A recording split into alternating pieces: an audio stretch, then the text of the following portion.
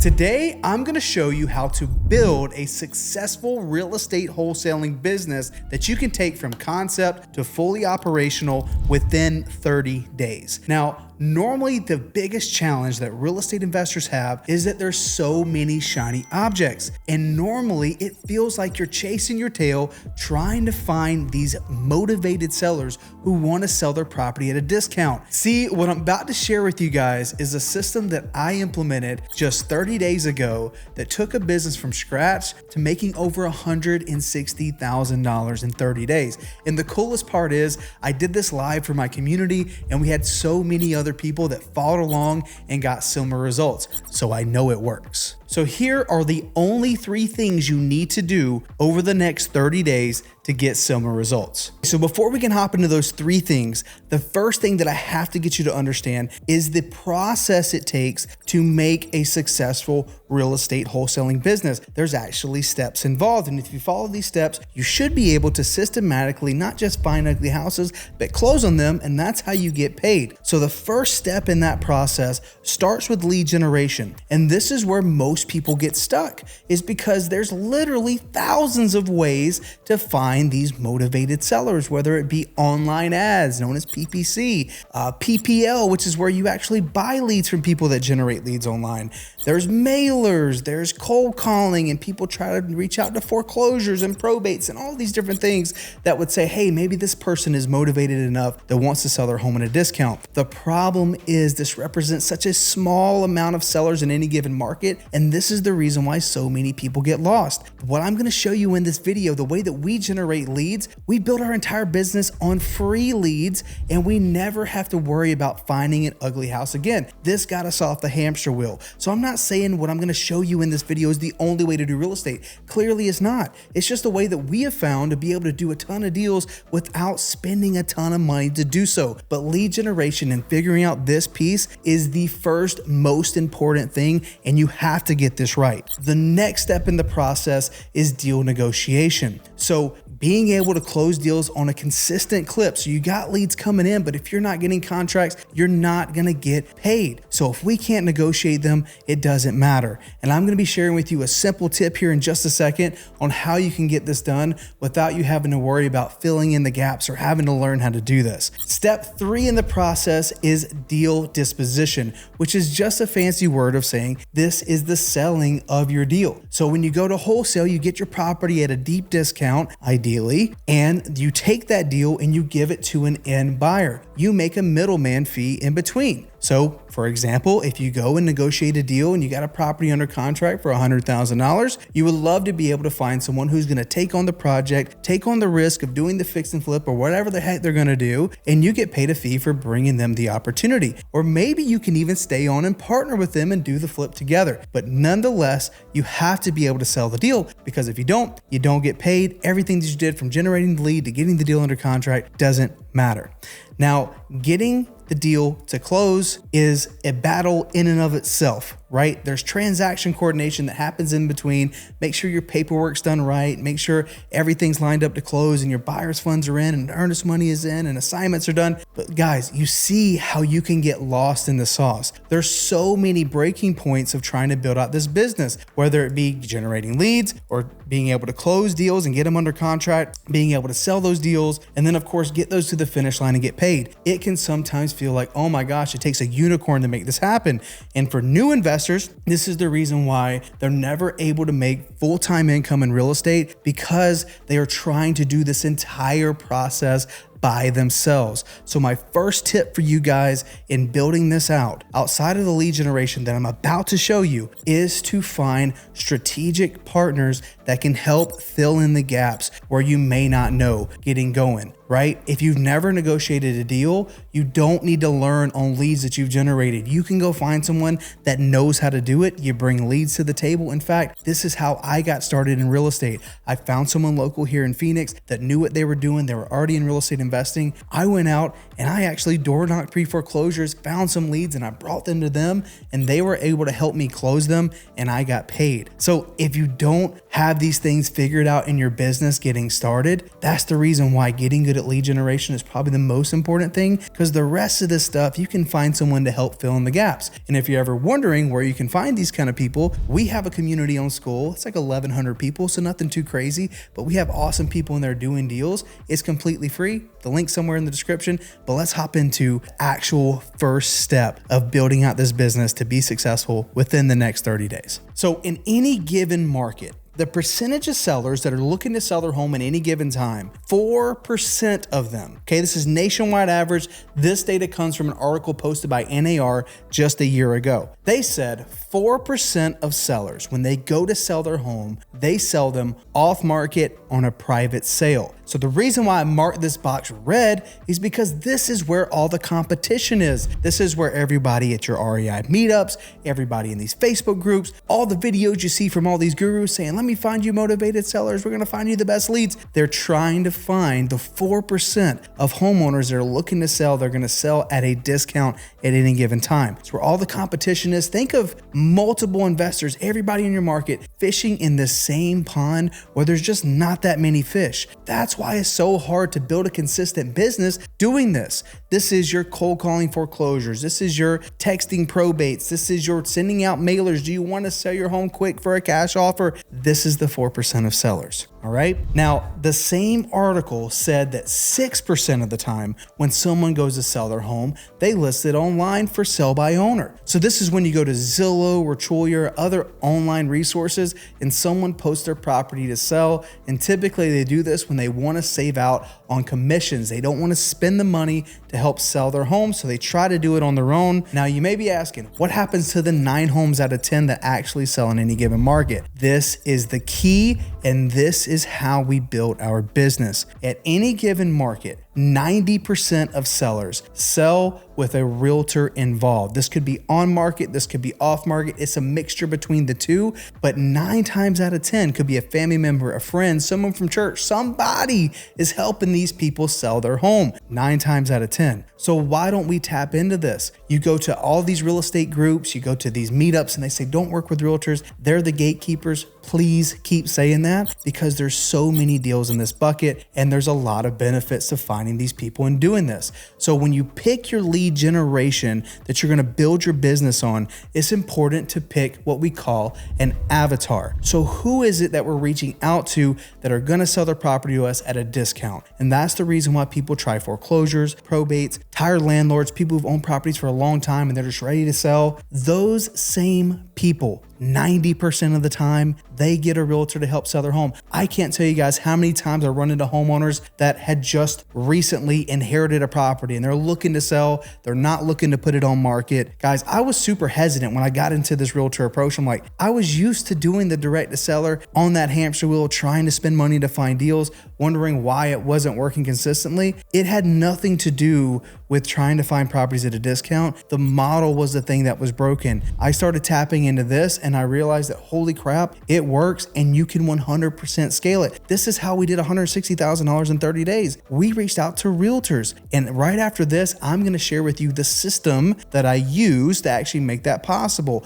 and the numbers behind it. So the one thing I love about working with realtors, outside of them 9 times out of 10 being in the deals, is the fact that I can get off that hamster wheel of, if I'm trying to cold call or text or trying to find these people want to sell at a discount, if these people 9 times out of 10 are going to be in the deals, what's the likelihood, if I do a deal with them one time, what's the likelihood of me doing a deal with them again? And what's the chances on the other side of me buying a property from a homeowner at a steep discount? What's the chance of them selling me another property at a discount? Probably not going to happen. In fact, our nationwide average is 1 in 3 realtors. 1 in 3 realtors we do deal with this year, we do a second deal with in the same calendar year. Insane. That's the reason why we can build our business, not have a big marketing budget, and do tens of thousands of dollars in business just off of referrals. Craziness. Okay, now let's step into the system that we use that actually makes this possible to do these deals without spending tons of money and find these motivated sellers through these realtors. Now, first things first, when we do our outreach,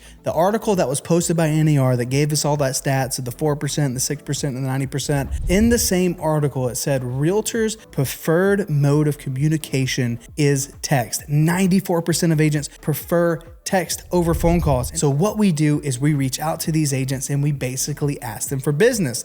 Now, when we do this, what's going to naturally happen is we reach out to people and plenty of them never answer a text. Cool. We put them on other follow-up sequences and we have a system that can put them in emails and do all these other cool things. But most importantly, the only thing that I am trying to do here is to put these folks into buckets. We have 3 buckets when it comes to working with agents. We have a tier 1 bucket, we have a tier 2 bucket, and we have a tier 3 bucket. Now, what the heck does these even mean? Tier 3 agent is someone that you reached out to, we sent them a message, and lo and behold, they didn't have anything for us to look at. They didn't have an ugly property. They didn't have something we can buy on seller finance. That is what we consider a tier 3. We ask them very nicely, is it okay if we check back in? And if they say sure, we put them into that bucket. Now, you need to have a system that will just automatically follow up with these people. About 4 months ago, I sent a text message to an agent here locally in Phoenix. She didn't have anything for us at the time, but the system kind of did its thing. It followed up, it checked in, and lo and behold, just a little over 3 weeks ago, she had a property for us. Her client inherited the deal, just like the probates. People would spend thousands of dollars trying to find this lead, guys, and they're gonna go get an agent first anyways. But she had a client that just inherited a property and they wanted $80,000. Now, the challenge with working with agents is there's always going to be someone else. She said, Matt, I'm sending this to you, and I sent this to one other person. And I said, don't lie to me. You sent this to 10 other people, but that's okay. Understanding the song and dance of having to work with agents and understanding that there is going to be competition, we have to move quick. So had a conversation with her. We're able to go back and forth rather quickly.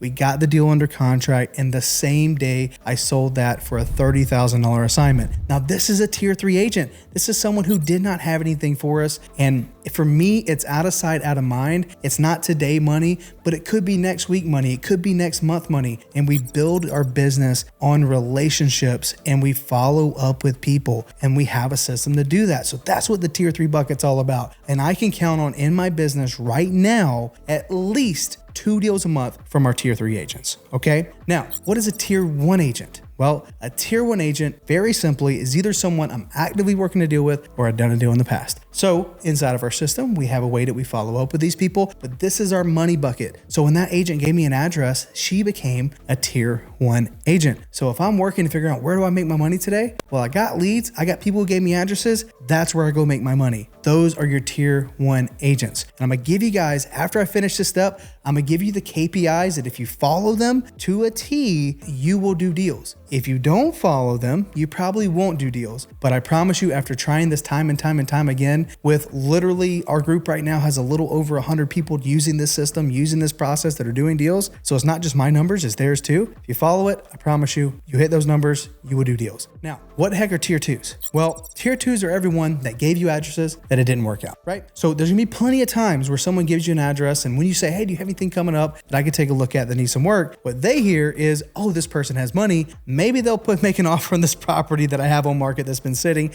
and no one's offering on it. It's overpriced. Well, we can't buy those, right? But we let them know very nicely the reason why. For the people that fall out of tier 1, they become tier 2. And we have a system that follows up with those people just a little bit differently than someone who never gave us a deal in the first place. So that is the purpose of putting these people into buckets. So very simply, I don't have to go hunt for the next deal. I'm not on this hamster wheel of trying to find a next motivated seller. I have tier 1s, tier 2s, and tier 3s that just automatically get followed up on. I stand this pipeline up once. Oh my gosh, I can get deals every single month just by working these relationships. And guys, relationships don't cost you a thing, but you gotta be able to have a system if you're gonna get the most out of it. Okay, now let's go over the game plan to actually implement working with these realtors, using that system of putting them into buckets and turning your business into consistent deals in the next 30 days. So put very simply, these are what's called KPIs, which stand for key performance indicators.